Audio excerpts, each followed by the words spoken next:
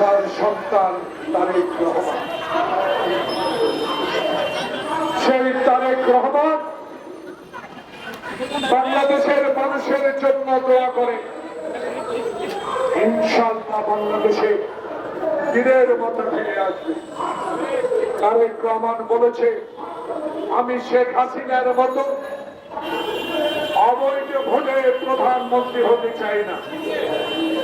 আমি বাংলাদেশে মৃত ব্যক্তির ভোট দিয়া প্রধানমন্ত্রী হতে চাই না। আমি বাংলাদেশে এক মাথা এক ভোট, আমার ভোট আমি দিব, এর মাধ্যমে বাংলাদেশের সরকারে যেতে চাই। তার মা যেমনি ভাবে 1971 সালে 1991 সালে এক মাথা এক ভোটে প্রধানমন্ত্রী হয়েছিলেন, তারই সন্তান আবার জনগণের কাছে আসবে।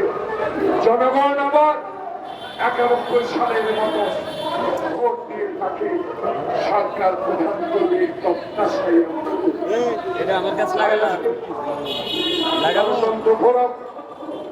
বাংলাদেশে যারা হারুন বিপ্লবের মতো অফিসার সৃষ্টি করেছে,